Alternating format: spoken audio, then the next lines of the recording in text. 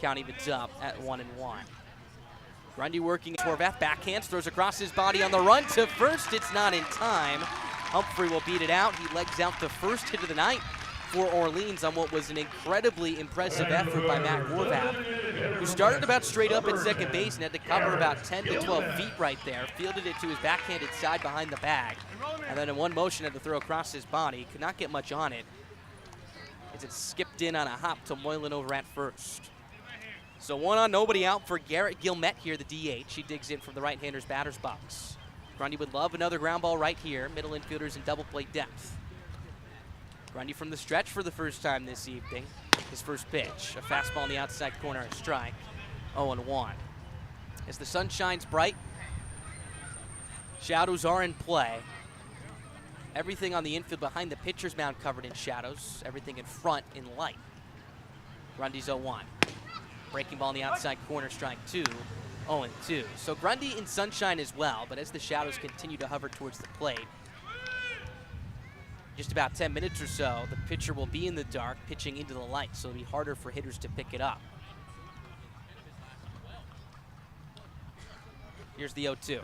Swinging a high fly ball straight away left field. Evan Slight takes a couple steps in, and he's there to make the catch for out number 1. So Humphrey retired here, as there's 1 down here in the bottom of the second inning. Braves lead it 1-0 on the leadoff home run at the top of the first inning by Nelson Taylor. He's hitting a clean 1,000 after stepping in for his first plate appearance here in the Cape. That brings up Drew Metzdorf to the plate, the third baseman tonight. This is just his second game with the Firebirds. Debuted yesterday against Chatham at 1 for 4 with a double.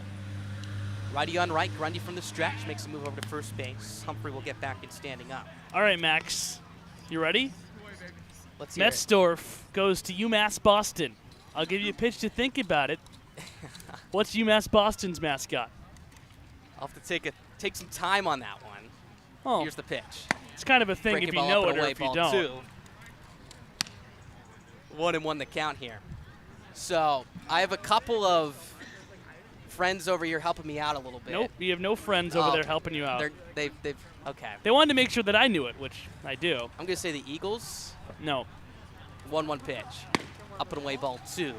2 balls, 1 strike. Now, it's close because they're right next to each other. BC High, who's the Eagles, is right next to UMass Boston, but UMass Boston is the Beacons. Okay. I feel like you could stretch that. Eagles and Beacons? There's no stretching to be done there. What do you mean stretch that? Oh, man. I'll learn someday. 2-1 the count here with 1 down. Grundy from the stretch, his pitch. Breaking ball up and away, ball 3. 3-1 the count. At UMass Boston, Division III school for Metzdorf, hit .342, 10 homers, 41 RBIs, was 27 of 30 in stolen base attempts as well. 3 balls here on Metzdorf. Grundy from the stretch. Here's his pitch. Fastball, a strike on the inside corner. Count moves to 3-1. Metzdorf was in the Futures Collegiate League earlier this summer as well in 38 games. Hit .311 with 2 homers and 31 RBIs as well. Double-digit stolen bases on top of that. Righty on right, here's the 3-1. Swinging a soft bounding ball to third, fielded on a long hop by Hensler, but it gets away from him as it takes a tricky hop. Rolls behind him as Shaw, the shortstop, is there to back it up. Likely will be an infield single on Metzdorf. We'll see what the official ruling is here, though, as this one took a rough hop on Hensler, who was charging it aggressively, then tried to recover with his bare hand as he overran it and hopped behind him. I think it took a funny hop off the lip, and they're gonna give an error on Wyatt Hensler. I don't know if I agree with that. Probably should have been made, but still, with that bounce, I don't think many people make that play. So a good spot here for the Firebirds to tie things up. Here's Tommy Hopfeed, the left fielder, to the plate. Grundy from the stretch, his first pitch. Swinging a hard line drive, right field. Right there is the right fielder, Nadir Lewis, who makes the catch head high. Didn't even have to move a step for out number 2. So Hopfeed stung that one on a clothesline. But Nadir Lewis able to pocket it for a huge out number 2. So Metzdorf returns to first, Humphrey back to second, as that brings up Connor Burns to the plate.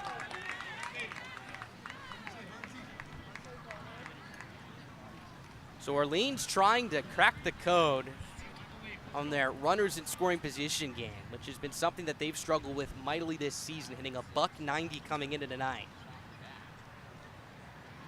Braves, meanwhile, just for comparison, hitting .244 after they got off to a really tough start in the month of June in that category. First and second, 2 down, 1-0 Braves your score. Grundy from the stretch, first pitch. Swing and a pop-up foul straight back. Count moves to 0-1. Wind is picked up just a little bit, blowing in from right center field. But still a very calm night here at the ballpark. There were some gray clouds over the left field wall towards first pitch, but those are nowhere to be seen now. Blue skies above with a couple of clouds trickled in along the way. Sun continues to set over the first base dugout.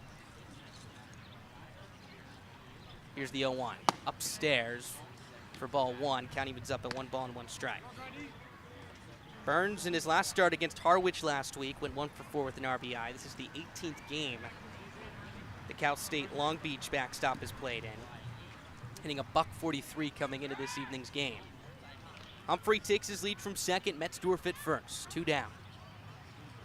Grundy from the stretch. Here's his 1-1. Breaking ball misses down, away ball 2. 2 balls, 1 strike. So 27 pitches in total now for Grundy after throwing 12 in the first. It's just about 15 pitches and counting here in the second inning of work.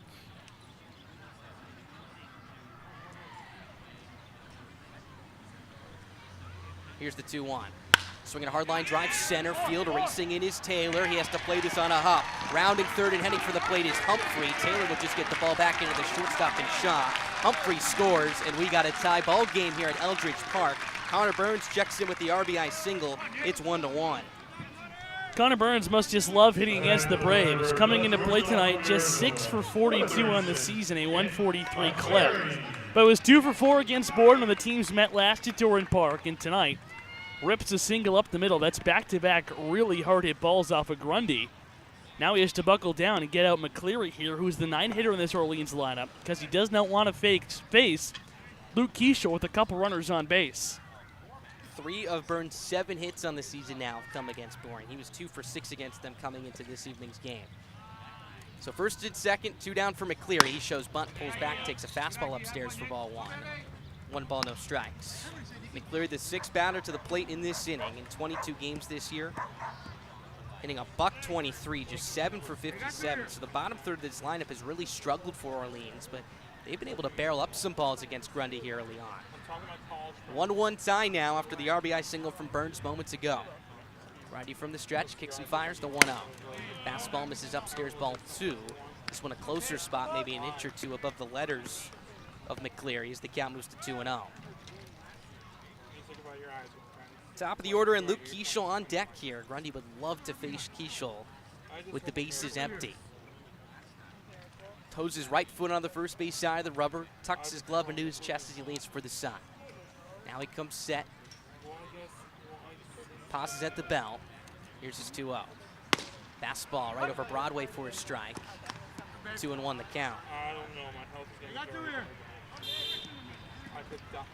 So after a 1-2-3 first inning, where not one ball was hit particularly hard against Grundy, we've seen a lot of balls squared up. And Orleans aided on the E5 by Hensler off the bat of Metzdorf a couple batters ago as well. Here's the 2-1. Fastball up and in, ball 3. Grundy continues to miss upstairs. The count runs to 3-1. Hitters count here for McCleary. Once again, I would rather give McCleary a pitch to hit, 3-1, than have to face Luke Keishel with the bases loaded. Shadows continuing to creep. Grundy now covered entirely in shadows. Meanwhile, the hitter in the entire batter circle covered in sunshine. 3-1 the count, 2 down. 1-1 game. Pitch on the way is a fastball for a strike. Count runs full at 3-2. So with 2 down now, both Burns at first base and Metzdorf at second will get a head start. 1 run already in this inning. And if McCleary can find a gap, Orleans may be able to put 2 more on the board.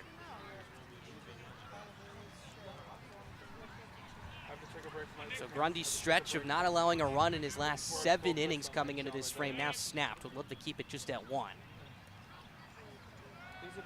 Runners go, the 3-2. Swinging a high pop-up, shallow right field. The second baseman, Horvath, taking a couple steps towards his left.